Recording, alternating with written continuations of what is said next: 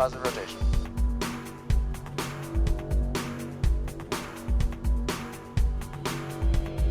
Ignition.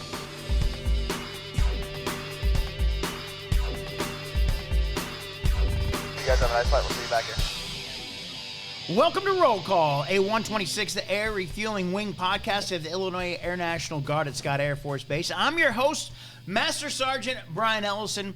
The Roll Call podcast focused on people, mission, and community. Thank you for listening. Coming up, Chief Master Sgt. Dave Blankenship from the 126th Maintenance Squadron. We'll find out if the maintenance group is raising another banner this year. Also, coming up at the end of the podcast, we're going to hear Father Ted Burnt's reading of A Soldier's Silent Night. Soldier being used as the generic term for any member of the military. And here joining me, a special guest for the podcast, my son, Sam Ellison. Hello. What's so funny? You. What? You're so serious. Oh, am I? Am I not usually this serious? Yeah.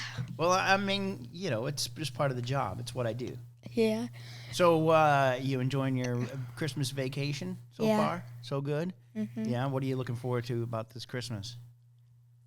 Gifts. Gifts. What are you hoping to get this year? Well, clothes. So what else are you hoping to get for Christmas this year besides clothes? I guess a new mic. A new, what? Mic. A new mic? Yeah. Oh, you want a new microphone. Yeah. Oh, wow. Only my son would say he wants a new microphone for Christmas. I don't know any other 10-year-old that wants a microphone for Christmas. Not that I know. Maybe there are others out there. Yeah, there are. What are you going to do with a microphone? Talk. Talk to who? Or what? What are you going to record a podcast yourself? Yeah, I guess I might. Yeah? Yeah. So it's supposedly wintertime. Do you know that? Does it feel like wintertime? No. No, not at all, does it? No. Yeah, and we're waiting for the snow to come. And I don't think we're going to get any snow this year. No. You don't think we're going to get any Nope. snow at all? Not until January. Not until, I'm talking about winter time. Oh, we might get some snow. You think we're going to get some snow? Chance. You think Small there's a chance of, you think it'll ever get cold enough for snow? How about that? Like a significant amount of snow? Maybe. You think maybe we'll get a significant? We might on New Year's Day. We might on New Year's Day. Are we putting money on this? No. Gambling's bad. Don't gamble. You don't think so? What is your deal with the snow? It's coming or not coming? I don't know. I'm not a weatherman. You're not a weatherman? No, I Do can't. you think that maybe we'll get some snow this wintertime? Possibly. Possibly. Which, yeah, that's about where I'm at with that. But if there is, snow or ice or what have you, and you need to come on base and you need to know if we have work or what have you, you can call the Scott Air Force Base Information Hotline, 618-256-7232, or check out the Scott Air Force Base Facebook page or the 126th Air Refueling Wing Facebook page to find out if we are going to indeed have some sort of delay or snow day, which is everybody's favorite. Except for now, because now we have AMI days. Oh, AMI days. What are those? They're like, Instead of kids don't have snow days anymore. except for after 4 days. Otherwise, like we can only have 4 days of AMI. AMI is AMI, yeah. like Alternative something school or something like that. and Alternative something instruction. yeah, and So it's like teleworking, but for kids. yeah. Yeah. Well, at least I think we might have more snow days than we might. Not that we'll ever get snow this year or this winter. What's wrong with your face? What are you doing to your face? Do you realize we're on the microphone right now? You're goofy. The 126 Air Refueling Wing Mentorship Program is up and running. If you want to find out more, you can go to their Linktree account. It's linktr.ee/126ARW Mentorship. Coming up here on Roll Call, we're going to be talking with Chief Master Sergeant Dave Blankenship. He's from the 126th Maintenance Group. And Sam, so we have groups, right? The wing is divided up into 4 groups. We have the med group, the medical group. We have the operations group. We have the mission support group. What is that? Mission Support Group. They do. That's where the cops are. The civil engineers are. Our friends over here next door to us at the what is it called? The Force Support Squadron. They do like all like paperwork and stuff like that.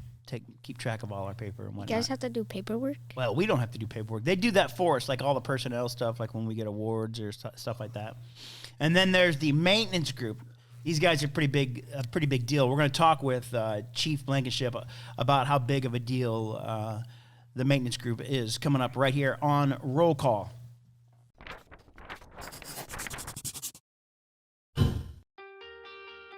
I'm Tech Sergeant Scoggins in the 126th Air National Guard Air Refueling Wing, and I'm an aerospace maintenance technician, a crew chief.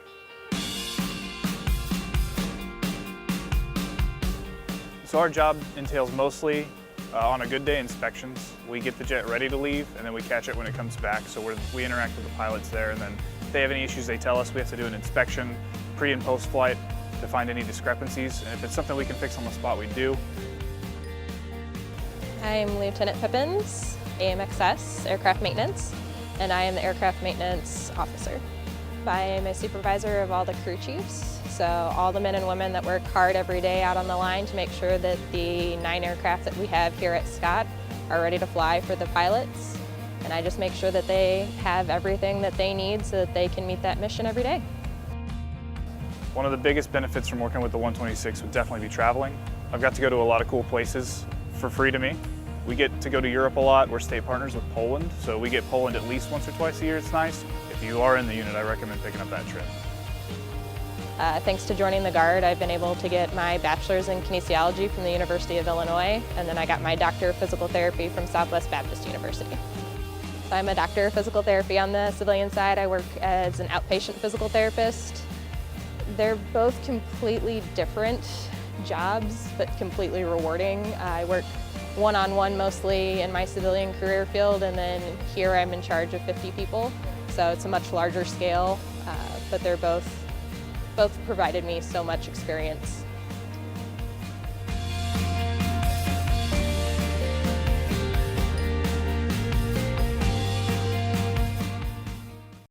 Hi, we are the 126 recruiting team. I'm Master Sergeant Heather Wilde, recruiting flight chief. I'm Technical Sergeant Richard Olson, production recruiter. To learn more about career training with the 126, give us a call at 618-222-5701. But wait, there's more. Give us a call in the next 5 minutes and you could qualify for 4 years of free college tuition. Joining me today from the 126th, the maintenance group, is Chief Master Sergeant Blankenship, the father of previous guest Master Sergeant William Blankenship.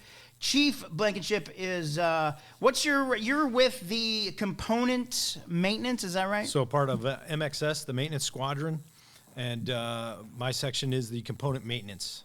So what do you guys do in component maintenance? So component maintenance is the back shops, hydro, electric shop, avionics, jet shop, and fuel cell. So you guys cover a lot. How important, are those guys to the success of the group? I mean, you guys are rock stars. As William said, you guys are the St. Louis Cardinals, which I like.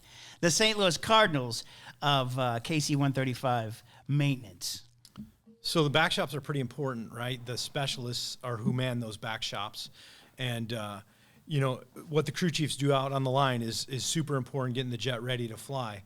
But when those systems that are on the plane break, it's my shops that go out there and fix those systems. And it takes that specialized knowledge, the training, the experience for those guys to do their job, whether it be avionics, hydro, E&E, fuel cell, or jets. Those are all specialties, so they are trained in those specialties to do those jobs. And then, if they do any cut training, like when they go to the D or whatever, then they'll get trained on some of those tasks, like launching the airplane or recovering it. But mostly they are trained in their specialty.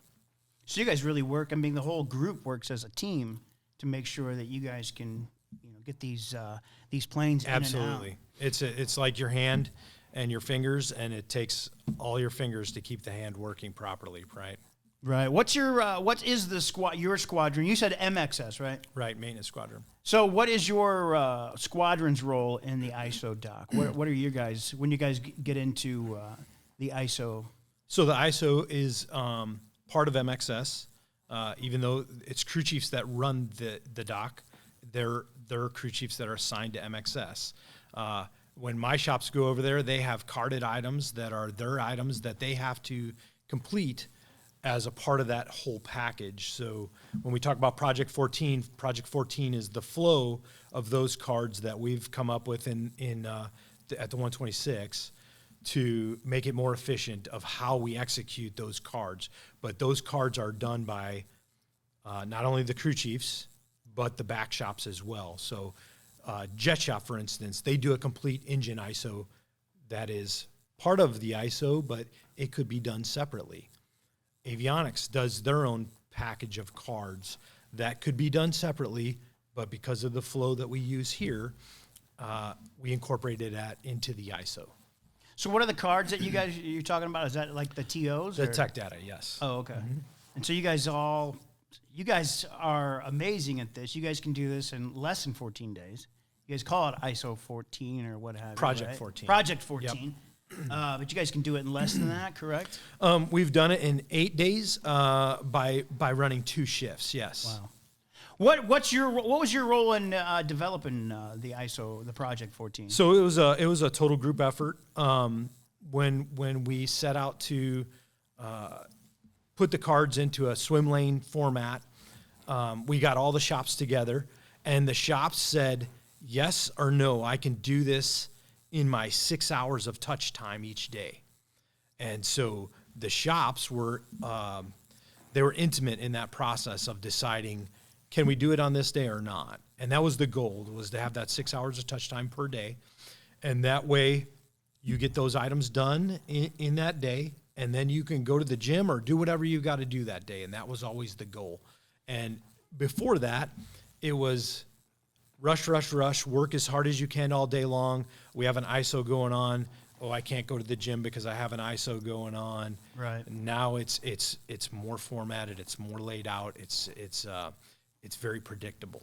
So I know what ISO stands for, but for our listeners, what does ISO stand for? It is isochronal inspection. Okay. Don't ask me what isochronal means. Sounds fancy. I need to get my dictionary out. That's all right. It sounds fancy. I like it. That's good. One thing you guys you don't do. I gotta tell you this, okay? I know you aren't in charge of the metal shop though, right? Metal shop doesn't. Fab is Chief Durant. Okay. Well, I still gotta, it's MXS, so I'm gonna brag a little bit here. I was working in Springfield, and I had a last minute thing that I had to get done for because I was working in Springfield at J53, part of the state partnership plans, and we were going to go to Poland in September, and I needed an award for General Mika. We wanted to give a gift to General Mika. He's the second highest general in the Polish land forces. And I knew our metal shop was really good. Let me tell you how good Master Sergeant Casey Esker did. I mean, he put together a plaque that was just amazing. And I think everybody was thrilled with how well he put that together in a short time. He did it in like a week. It was like, yeah, we're in between ISOs, so yeah, I can do it. And holy cow, did he put together a fantastic looking out of I guess. It was aluminum, so I guess it was a piece of a plane or something. I don't know exactly, but carved it out, shape of Illinois, had the Minuteman on it. It was just, it was amazing. So that's a lot like all the shops. I like to brag about my shops. We definitely have the best mechanics in the world working for us in the 126, bar none. It's amazing. And you know what's cool is to think that, what Sergeant Esker did is going to be hanging up at the Polish land forces for who knows how long. So his legacy will live on. People will look at that hopefully in 100 years and be like, oh, that's really cool. Yeah, that's cool. Are you guys involved? Are you involved anyway in this virtual reality thing? Yeah. So when the virtual team came in here and they wanted to do some virtual reality stuff, they had different items that they wanted to look at, like using the COM1 radio or changing a centering cylinder or, any task that a specialist or a crew chief could do on an airplane, right? And they had a list of items and we tried to knock those out. So our specialists went up there. Some of the guys from avionics went up, and they did a demo on how to operate the COM-1, because COM-1 is your emergency radio. It's the only radio in the airplane that works off battery power. Oh, wow. So when they're going to do a tow or something like that, they have to use COM-1. That's cool. I was over there last week. I got some pictures of them taking pictures of Grote and them taken apart. I guess they kept having to go over how to take a tire off. That was that's really cool. So that's going to help you guys. Is that going to help you guys out at MXS with doing these virtual reality tools? So yeah, I think so. So anytime you're doing a task like that, sometimes muscle memory can play a factor in that. Even though you're using tech data the entire time, to go in. Maybe take a brand new guy who just came out of tech school and give him the ability to do it in the virtual environment before he touches an airplane. Maybe his trainer is too busy doing something else, so he could go into the training office and put on the VR and just do it on his own while following the cards and the task that is in the virtual reality, because you access tech data from within it. I think it's a highly useful tool. Have you played with it yet? I've not put it on. I've played with other virtual reality simulations. One where you walk the plank and jump off a plank off of a building. Yeah. And the sensation is very bizarre. It is. Yeah, they were telling the VR guys were telling me they have to actually make it less. They have to play with how your equilibrium can be thrown off. So they got to really be. We had one in here. We were playing with one in here, and what is that? The Oculus, and you're in some RV or something. And I tried to put my hand on what I thought was a file desk drawer, and it wasn't there. It had to. That is a trip. Right. That is so cool. How neat. Yeah, it's gonna be. That's gonna be exciting to see. It was exciting to see Lieutenant Bloomfield go through it. He went through, I think, some procedures on the C-130, and what's cool is you don't need a big room for that. Right. I don't think it's something that's going to take you all the way to being signed off on a task. Obviously not. You have to do that with your trainer, but it is something that I think for familiarity, it's a useful tool. Yeah. So you and we went to Poland in August. Right.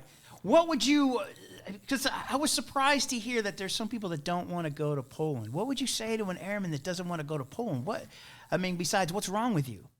Yeah, obviously, what is wrong with them? I don't know. I've not heard of anyone not wanting to go to Poland. I'm a big advocate of it. I got to get into, in 2018 on the ground floor where we were just going into Poland for the first time. Peoria obviously had a state partnership with Peoria for 25 years or longer. Really? Wow. They'd been very involved. And when the state got us involved with air refueling with their F-16s, it was an opportunity for us to open that door. But what would I say to somebody that doesn't want to go to Poland? Like, why not? Come along with us, and as long as we have a spot for them to perform the mission. And, work hard, play hard. So we go there, we do the mission, we refuel the F-16s, and keep our jets going while we're there. And then when we go back to the hotel, everything is right there. All the restaurants are right there. It's amazing. A beautiful city that we stay in Gniezno. Yep. And, why would you not want to go? Right. It's a beautiful place to be. The weather has always been good when we go. I don't know how we've been that lucky, but the weather has been fantastic. I don't think it gets really hot there because there's not a lot of air conditioning there like there is here. And it's just a beautiful place to visit. The people are awesome there. I'm the biggest salesman when it comes to Poland because I love it there. I think it's a beautiful place to go visit. And it's a great opportunity for us to go make that partnership work. Right. What's that like on the maintenance side? Because I wish I would have been. How close are you guys working with the Polish Air Force when you guys? So are there? we worked really close with them. The Polish Air Force, they will go out of their way to make sure that we don't miss a mission, that the U.S. doesn't miss a mission. We've done a lot of things to try to make ourselves useful to them as well. Master Sergeant Brian Kirby, when we were there, was talking to their R&R shop and discovered that they had a jacking manifold that they didn't know how to use on their airplanes. So he got in their tech data and worked with them and trained them on how to jack an airplane with a jacking manifold, which then makes the airplane go up and down in synchronous with all the people working at the same time, right? Oh, okay. But what they were doing, they weren't using the jacking manifold, they were using manual, and they were hand jacking the airplane. And they said they had times where they had jacked an airplane 3 times in one day. Now, that's a workout, right? Yeah. So Brian really helped them. And then the next time he went and checked in with them again, made sure they were still using the manifold and that they were still getting it to work right. Yeah. What do you see the main takeaway is when troops, airmen come back from? What do you think they learn when they come back from while they're there in Poland and when they come back? Well, it's not a place like Ali Deed where you're getting all this experience in 2 months, right? But I think if anything, it helps foster those relationships, not only with the Polish, but with our maintenance group, maybe outside the maintenance group with ops or comm or PA, right? Mm-hmm. That's where you get out of your shell and you get to know some people that maybe you didn't know. Yeah. Right, in the 126. I know that was, everybody's like, well, who are you? I'm like, I'm PA. Exactly. Like, you guys haven't seen me. I've been, I feel like I'm in maintenance a lot, but maybe not.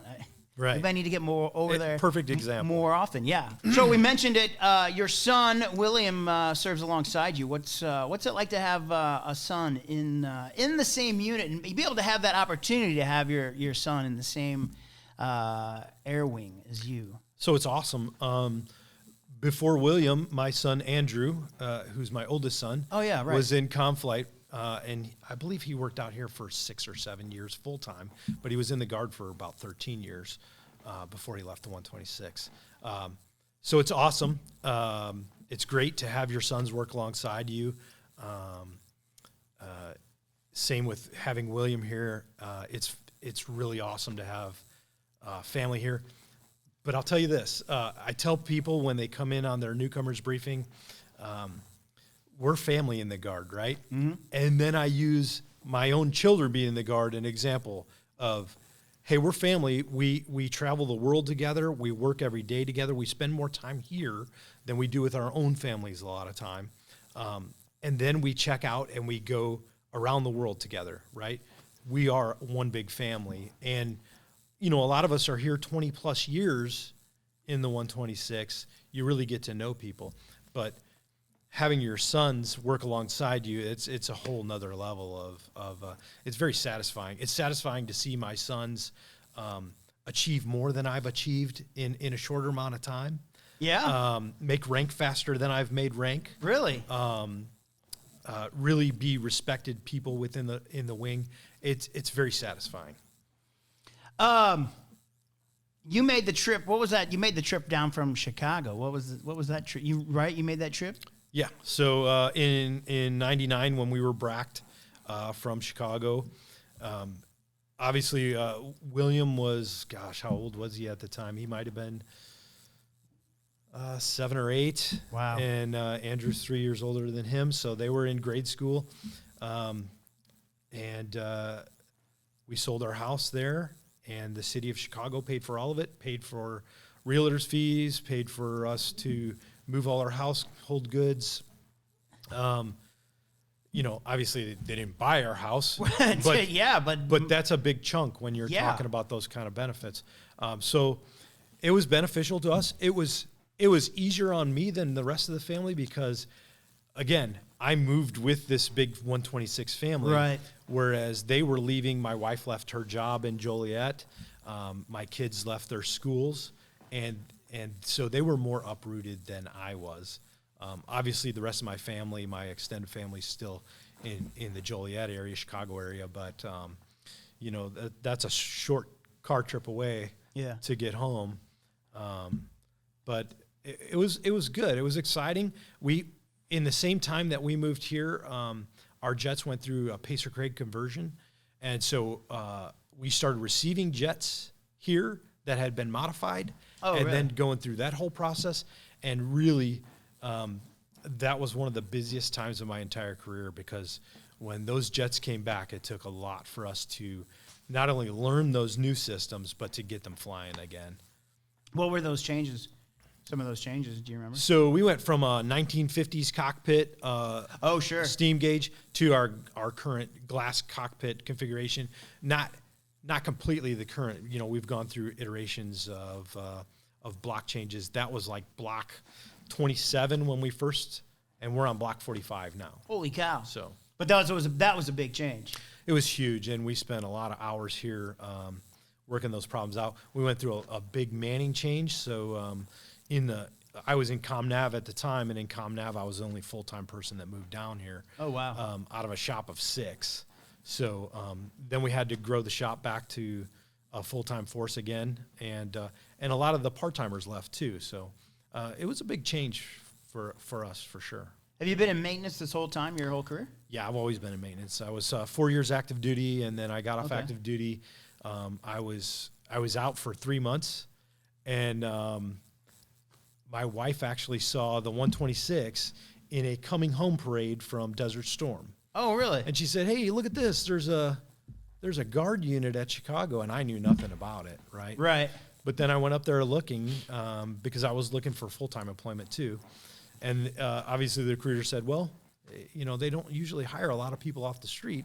They like to see you as a part-timer first. So I enlisted for 3 years in the Guard and gave it a shot. And then a year later, I was full-time. Oh, man, that is awesome.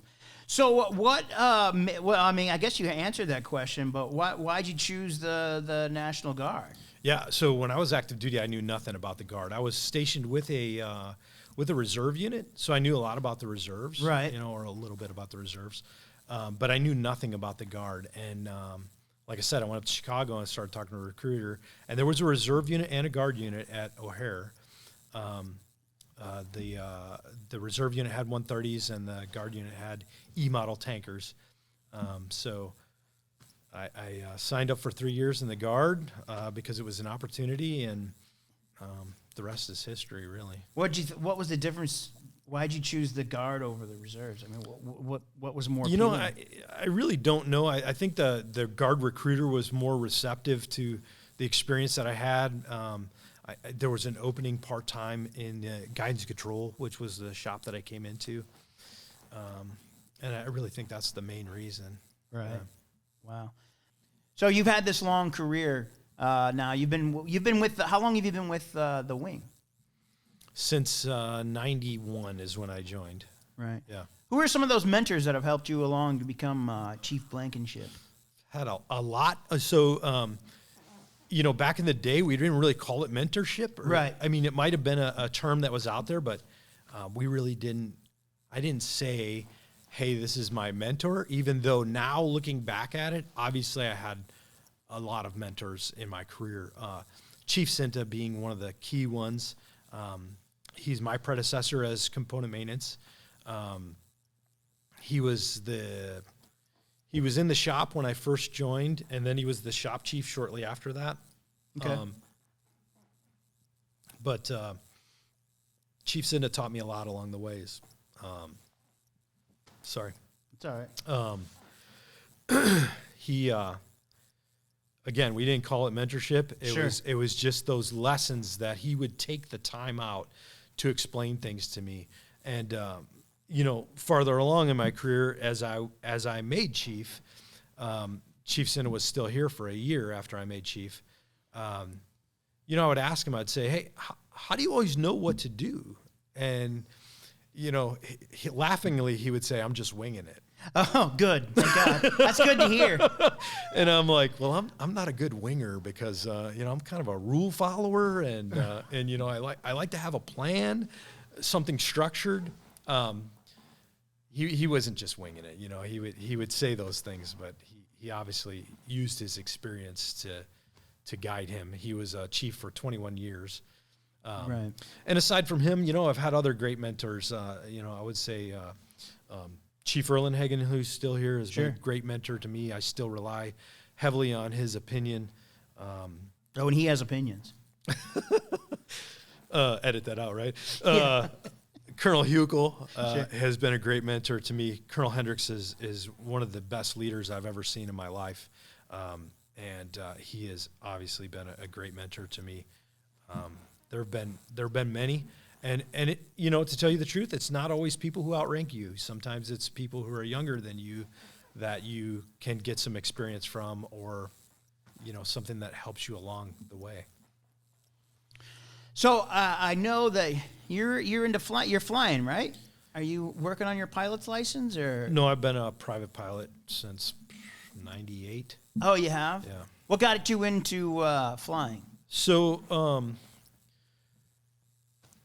when I came in the Air Force, I was Inertial Navigation, which was, you're like, what is inertial navigation? Yeah. Right? So inertial navigation is the ability of this one system called INS, Inertial Navigation System, which takes your present position, and then every time the component moves, or the airplane moves with the component in it, it calculates where you now are. With the use of gyros and accelerometers, it can calculate where you're at. That's inertial navigation in the most simplest form, right? Right.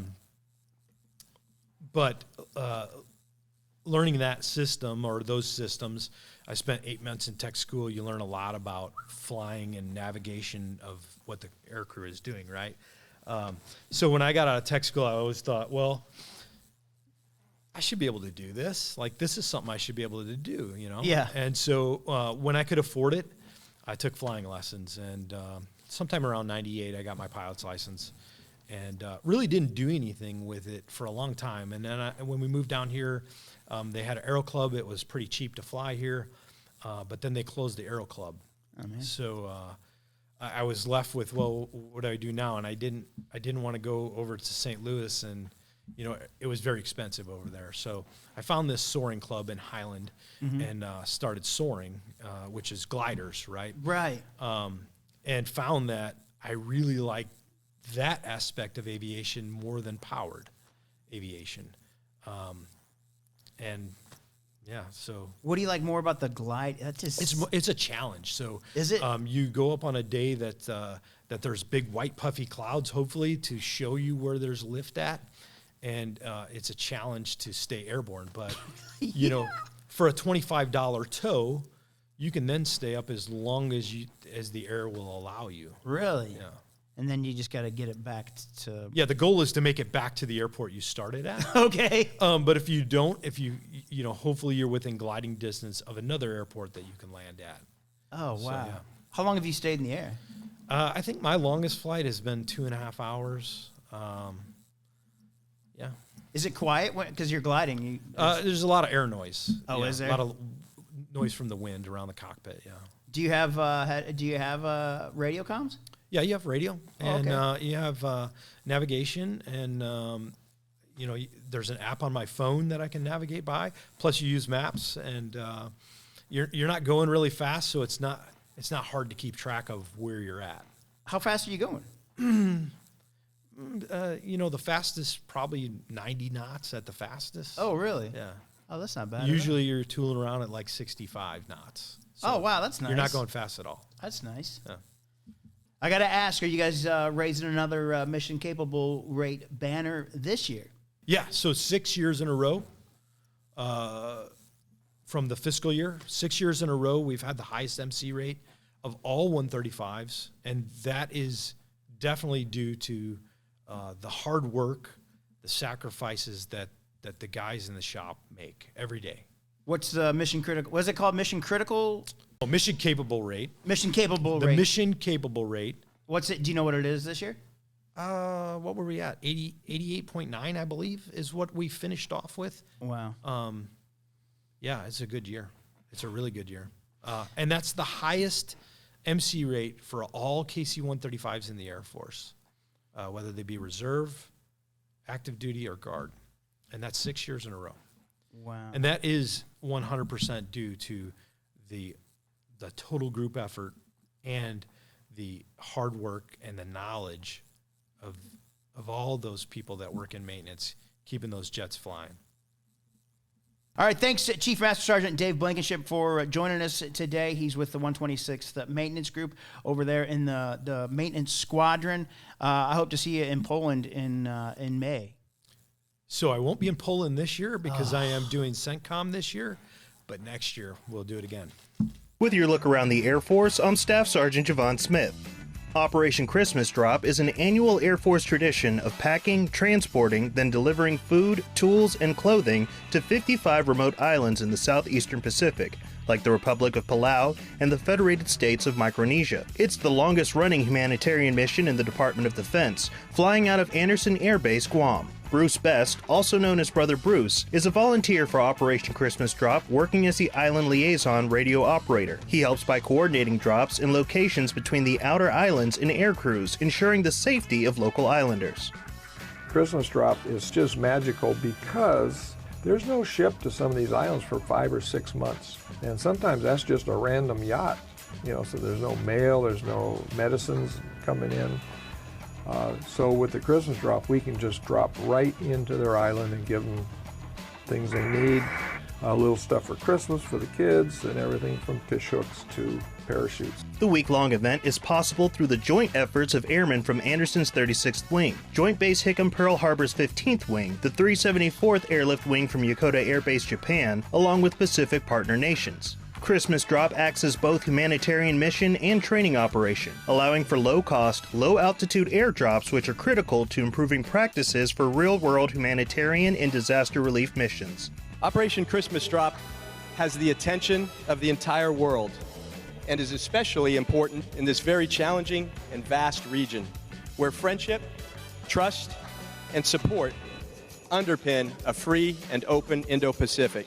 All pilots and aircrew flying the missions followed COVID-19 safety protocols. All donations were handled by participants wearing gloves and face masks, as well as observing recommended hygiene habits and social distancing. And that's your look around the Air Force. If you're having thoughts of suicide or know someone in crisis, it can be a tough time this time of year. The military crisis line is 1-800-273-TALK. That's 1-800-273-8255. Press 1. There's a chat lifeline. Also, you can chat through their website, suicidepreventionlifeline.org. That's suicidepreventionlifeline.org. Another way to get help is the crisis text line. You can text HELP to 838-255, the crisis text line. Again, text HELP, HELP to 838-255. You can find all of our links on Linktree, linktr.ee/126ARW. If you're watching on Facebook or YouTube, you can also download this on your favorite podcast app. I'm here with my son, Sam Ellison, hanging out with me just the day before Christmas Eve. It's the 23rd, so you'll be hearing this on Christmas Eve. So, Sam, how's your time been here at the wing? You excited to be here, hang out with me at work? Yeah. Yeah, you like it? Yeah. What do you like about it? This and you being an old grumpy man. Why am I an old grumpy man? Because you're 47. I'm 47, but what does that got? How am I grumpy? I don't know. I just saw. Yeah, I'm just grumpy? Yeah. Oh, man, you're giving away all my secrets.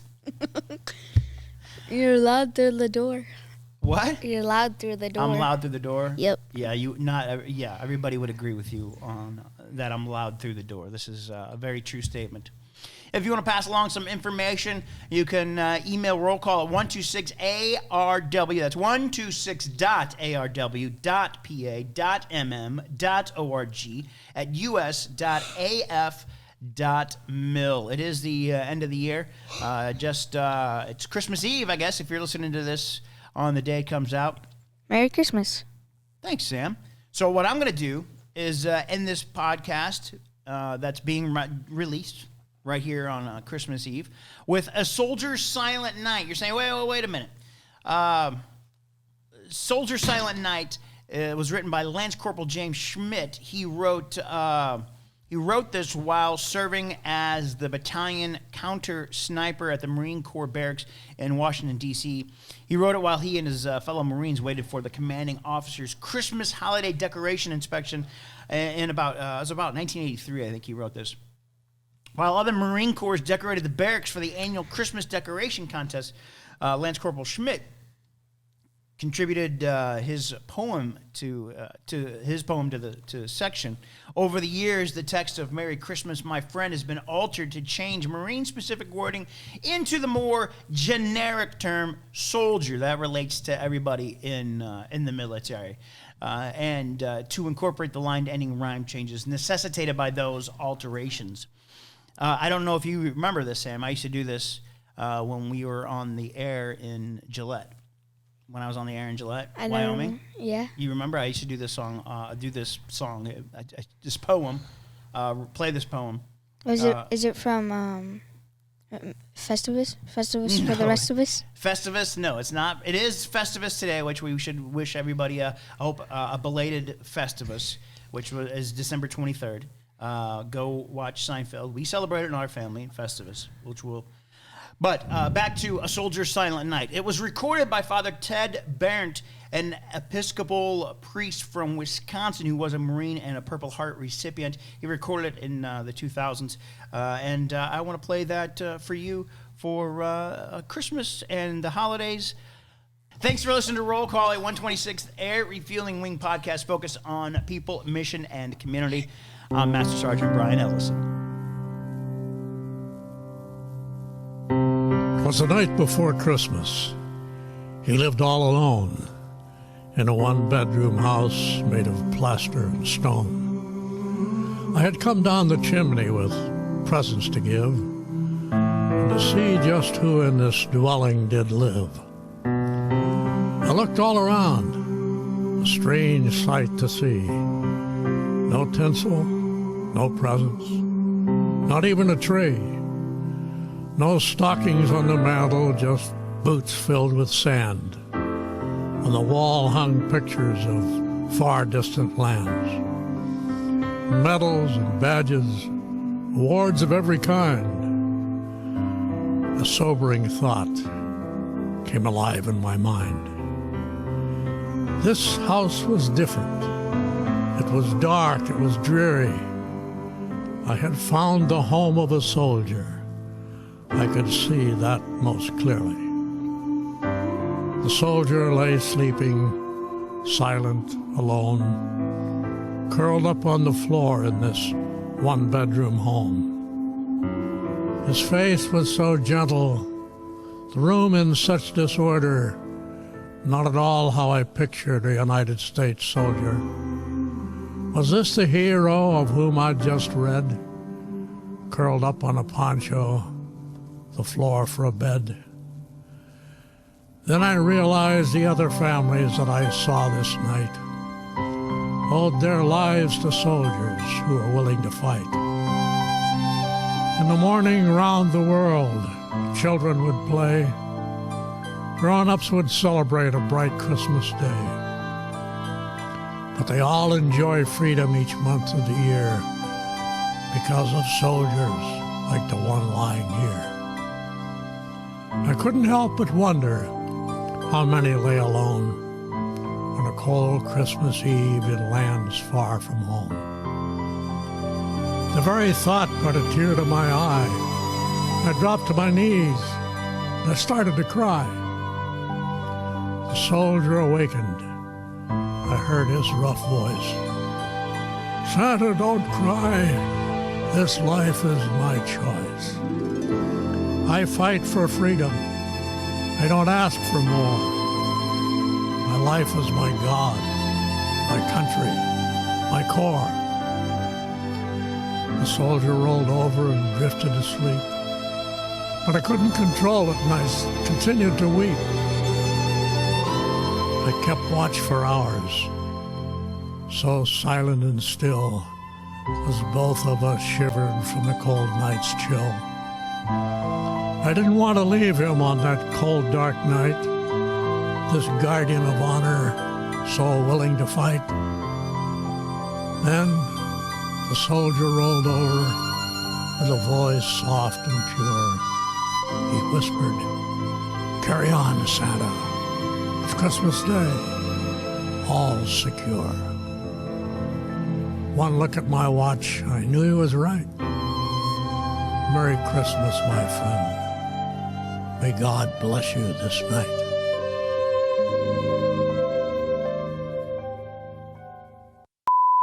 Before we go, thanks for listening to Roll Call. Ooh, 120. Thanks, kid. I'm